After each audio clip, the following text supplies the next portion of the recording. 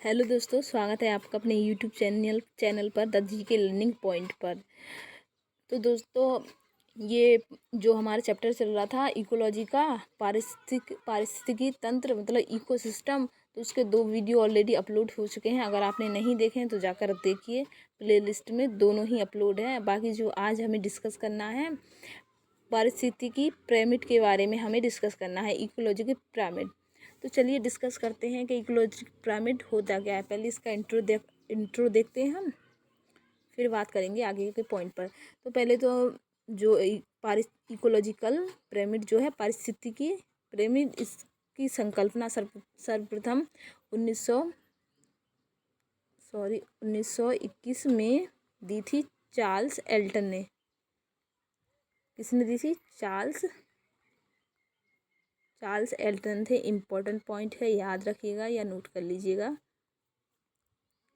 दी थी। इसे एल्टोनिमन पिरामिड भी कहा जाता है। वैसे इसका दूसरा नाम एल्टोनिमन पिरामिड भी इसे कहा जाता है। क्लियर। अब देखो, बात करते हैं जो तो प्रथम पोषण स्तर, मतलब प्रथम पोषण स्तर कौन है? उत्पादक, हरे पेड़ पौधे, घास वगैरह। ठीक।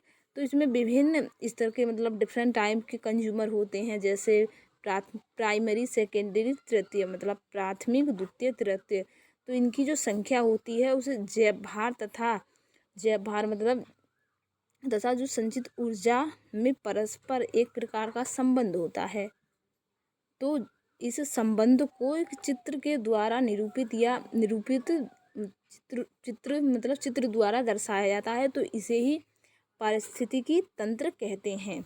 आई थिंक ये पॉइंट आपको क्लियर हुआ होगा कि पारिस्थितिकी तंत्र कहते किसे हैं।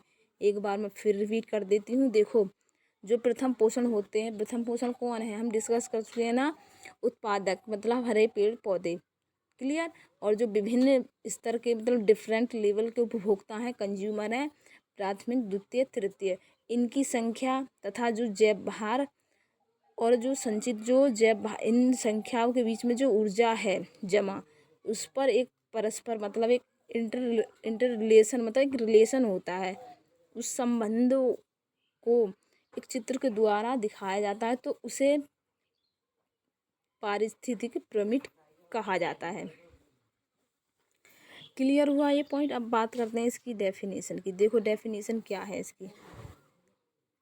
देखो, किसी पारिस्थितिकी तंत्र में मतलब इकोसिस्टम में खाद्य श्रृंखला जो फूड वेव है कि विभिन्न पोषी स्तर मतलब डिफरेंट टाइम के पोषी स्तरों की जो जीव संख्या तथा जैव भार, ये जीव भार लिखा हुआ है, ये जैव भार होगा, जैव भार। ठीक है ना, जीव भार नहीं, जैव भार। और संचित ऊर्जा का रेखा चित्र निरूपण पारिस्थितिकी तंत्र कहलाता है या पिरामिड कहलाता है। ये डेफिनेशन और इंट्रो एक ही है, बस इसके 2 रूप मतलब 2 टाइप्स मैंने लिख दिया। क्लियर हुआ ये पॉइंट। चलिए दोस्तों, अब आगे बढ़ते हैं। इकोलॉजिक पिरामिड के टाइप्स, जो पारिस्थितिक पिरामिड है उसके टाइप्स के बारे में बात करते हैं। तो ये दोस्तों कितने प्रकार के होते हैं? 3 टाइप के होते हैं। नंबर 1 यहाँ मैंने नोट्स में मेंशन कर रखा है, जीव संख्या का पिरामिड मतलब पिरामिड ऑफ नंबर। जीव संख्या का भार पिरामिड मतलब पिरामिड ऑफ बायोमास। नंबर 3 संचित ऊर्जा का पिरामिड मतलब पिरामिड ऑफ एनर्जी। क्लियर।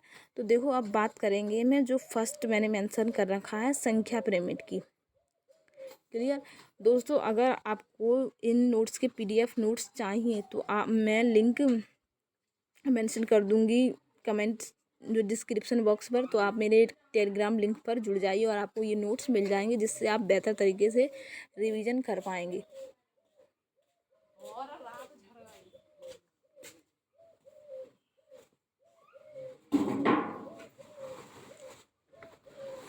चलिए हम बात करते हैं संख्या पिरामिड की।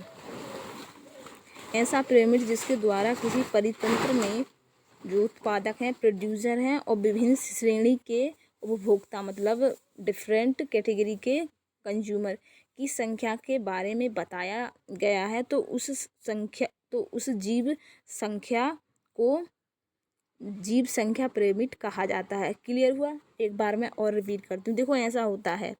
देखो, ऐसा पिरामिड कोई माना हमने जो इकोसिस्टम में, जिसमें प्रोड्यूसर और विभिन्न प्रकार के मतलब उत्पादक और उपभोक्ता की संख्या के बारे में बताया गया है, तो उसे संख्या पिरामिड कहते हैं। मतलब उनकी संख्याओं के बारे में बताया गया है तो उसे संख्या पिरामिड कहते हैं। आपको जो याद रखना है इसमें मेन पॉइंट क्या है मैं वो बता देती हूँ एग्जाम के पॉइंट ऑफ व्यू से। देखो आपसे ये पूछा जाएगा जो जो जो ये पिरामिड होता है संख्या पिरामिड, ये कैसा होता है, ये उल्टा होता है या सीधा, तो आप कहेंगे उसमें ऑप्शन होगा जब आपके एग्जाम में ये उल्टा भी होता है सीधा भी होता है, दोनों तरह का होता है। अब देखिए होता क्या है, मैं उल्टा और सीधा में आपको डिफरेंट बताती हूँ कि ये होता क्या है। ठीक से समझेंगे ध्यान से तो आपको चीज़ें क्लियर एकदम हो जाएंगी। देखो होता क्या है, मैं एक एग्जाम्पल किसी तालाब का लूँ जो हमारा संख्या पिरामिड है। तो देखो पौंड में पाए जाने वाले जो उत्पादक होते हैं छोटे छोटे हरे शैवाल प्लवक हो गए डायटम्स जो होते हैं, तो इनका आकार जो होता है छोटा होता है। आपने देखा भी होगा कि जो तालाब के तले में आप कभी तैर मतलब स्विमिंग की होगी तो देखा होगा छोटे छोटे पेड़ पौधे छोटे जंतु होते हैं ना। तो चल देखो जो तो लेकिन इनकी संख्या अधिक होती है ना, मछलियों से ज़्यादा होती है या अदर जो जीव होंगे जैसे स्नेक हो गया, मेढक हो गई, इनसे ज़्यादा होती है इनकी संख्या। तो जैसे हम ऊपर की ओर जैसे बढ़ेंगे, हम ऊपर को बढ़ेंगे तो जो उपभोक्ता होंगे ना, जो कंज्यूमर, इनको छोटे जो जीव जंतु हैं पौधे हैं इनको खाने वाले, उनकी जो श्रेणियाँ होंगी तथा पोषी स्तरों में पाए जाने वाले जीवों की जो संख्या होगी वो कम होगी। आप ऊपर की तरफ बढ़ोगे तो आपको धीरे धीरे मेढक, बड़ी मछली, सांप, इनकी संख्या कम होती चली जाएगी। व्यक्तिगत तौर पर अलग अलग तरह के दिखाई देंगे। बाकी ये डायटम्स शैवाल और प्लवक ये मतलब ग्रुप्स में या मतलब थोड़े इकट्ठे टाइप इस तरह से इनकी संख्या ज़्यादा होती है। I hope you well understand this point. उम्मीद है आप ठीक से समझ गए होंगे इस पिरामिड को। तो इसी कारण जो इसका पिरामिड बनता है वो सीधा बनता है। क्लियर? आपको इतना याद रखना है, एग्जाम में यही पूछा जाता है कि जो संख्या पिरामिड है उसका जो पिरामिड उल्टा बनता है या सीधा, तो ये दोनों तरह का बनता है। क्लियर? अब देखो उल्टे की बात करते हैं कि ये उल्टा कैसे। अब हमने सीधा का तो देख लिया कि सीधा कैसे बनता है, अब हम जानते हैं कि ये उल्टा कैसे बनता है। देखो मेंशन है नोट्स में। देखो आपने जब हम परितंत्र के किसी जीव संख्या का पिरामिड बनाए तो यह हमें उल्टा पिरामिड बनेगा, क्योंकि देखो कोई वृक्षों की जो संख्या होगी वो कम होगी, लेकिन उन पर जो पक्षी होंगे बैठने वाले उपभोक्ताओं का साइज छोटा होगा पर संख्या अधिक होगी। जैसे आप देखोगे पेड़ में कितने प्रकार के छोटे छोटे जीव होते हैं, पक्षी होते हैं, या बड़े बड़े पक्षी भी होते हैं, छोटे पक्षी भी होते हैं। कभी सांप भी पेड़ में चढ़ जाता है या छोटे कीड़े मकोड़े इत्यादि होते हैं। इतना तो आप समझते हो। पर जो संख्या इनकी होगी अधिक, तो इस प्रकार प्रत्येक पोषण स्तर पर जो संख्या होगी वो अधिक होती चली जाती है। तो इसी कारण जो पिरामिड जो होता है उल्टा नज़र आता है। उल्टा क्योंकि देखो पेड़ तो हो गया एक ही, ठीक है, और उसमें निवास करने वाले हो गए विभिन्न प्रकार के छोटे मतलब कीड़े मकोड़े या पक्षी, सांप, इस टाइप से।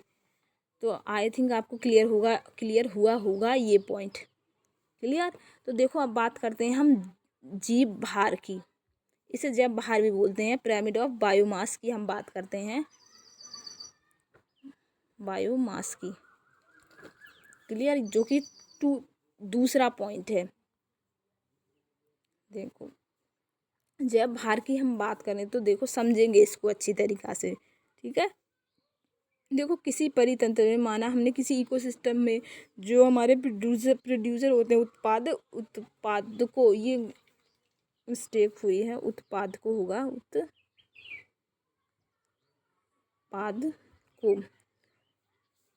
उत्पाद को व विभिन्न स्तरों के जो कंज्यूमर होंगे कि जो जैव भार में जो संबंध का बोध होता है उसे जैव भार पिरामिड कहते हैं।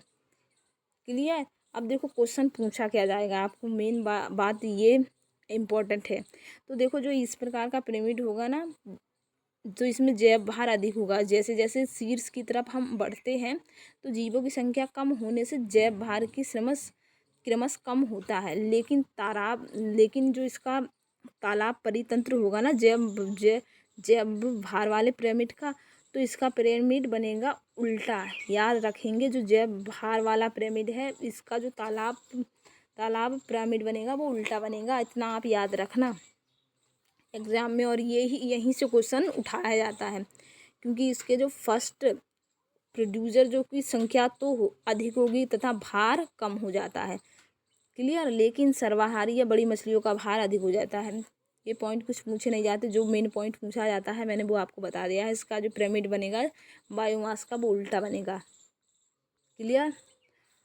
उम्मीद है आपको ये पॉइंट क्लियर होगा। तो अब बात करते हैं थर्ड हेडिंग की, जो हमारा है ऊर्जा पिरामिड ऑफ एनर्जी के बारे में हम बात करते हैं। ठीक है, तो समझते हैं पिरामिड ऑफ एनर्जी। देखो इसमें क्या होता है, इसमें जो परितंत्र होता है ना हमारा, किसी परितंत्र के विभिन्न पोषण स्तरों के जीवों द्वारा, जो देखो माना कोई इकोसिस्टम है तो उसमें विभिन्न प्रकार के पोषण स्तरों के जो जीवों द्वारा संचित ऊर्जा का परिमाण बताया जाता है कि इन जीवों ने इतनी ऊर्जा खर्च की, किस किस रूप में वो ऊर्जा खर्च हुई, उसके बारे में इस पिरामिड में बताया जाता है। तो इसे कहा जाता है ऊर्जा का पिरामिड।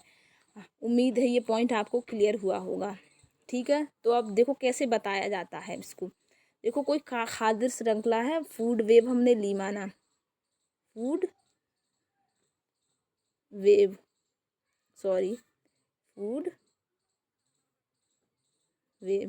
ठीक है, खाद्य श्रृंखला। तो उसका जो प्रत्येक स्तर के जो उपभोक्ता होगा, जैसे उपभोक्ता कौन, प्राइमरी सेकेंडरी टर्सरी। क्लियर। तो जो उनके जो भोज्य पदार्थ होगा ना, ऊर्जा प्राप्त होगी उन्हें 90% ऊर्जा प्राप्त होगी सूर्य से।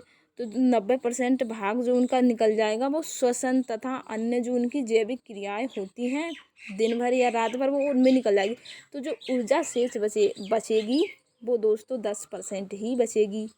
क्लियर। मैंने पिछले वीडियो में भी बताया था, और इस ऊर्जा नियम दिया किसने है, लिंडमैन ने दिया है। ये क्वेश्चन भी आपसे पूछा जाता है, एग्जाम के लिए इम्पोर्टेंट है, इसे भी नोट कर लेना। क्लियर। तो जो 10% ऊर्जा बचेगी ना, ऊर्जा ही अपने शरीर भार में स्थानांतरित करते हैं। क्लियर। अंततः किसी भी माना हमने कोई इकोसिस्टम में मूल उत्पादकों की जो सर्वाधिक और संख्या होती है, अंत में किसी भी परितंत्र में मूल उत्पादकों की, मतलब जो मेन प्रोड्यूसर होते हैं उनकी ही संख्या, मूल उत्पादकों में सर्वाधिक ऊर्जा होती है। ठीक है। अब देखो जो कंज्यूमर होते हैं ना, प्रत्येक श्रेणी में ऊर्जा को मात्रा क्रमश कम होती चली जाती है। मतलब जैसे ऊपर की तरफ अगर ऊर्जा बढ़ेगी तो वो कम ही होती चली जाएगी। जैसे मैंने माना सबसे ऊपर वाले को 1000 है, जो थर्ड टर्सरी है थर्ड वाला, और सेकेंडरी को मिलेगी 500 ऊर्जा, और जो फर्स्ट है इसको मिलेगी 250। तो इस तरह से ऊर्जा देखो कम होती कैसे चली जाती है, मैं वो आपको समझाती हूँ।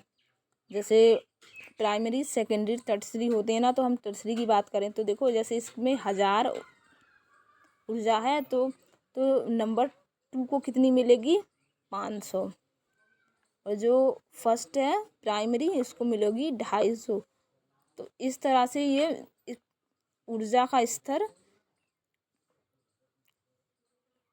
जो प्रत्येक श्रेणी में जो ऊर्जा को मात्रा क्रमश कम होती चली जाती है, तो वो देखो इस तरह कम होती चली जाती है। उम्मीद है आपको ये पॉइंट क्लियर हुए होंगे। और दोस्तों ये जो हमारा पारिस्थितिकी तंत्र था, इकोसिस्टम, तो उसका ये लास्ट वीडियो था। जितना एग्जाम में आना था उससे रिलेटेड मैंने टॉपिक करवाए हैं, आप इसे अच्छे से पढ़ लेना। इससे क्वेश्चन जरूर आपको देखने को मिलेंगे। बाकी वीडियो को यहीं एंड करते हैं। स्टे ट्यून और चैनल को ज़रूर सब्सक्राइब करें। Thank you.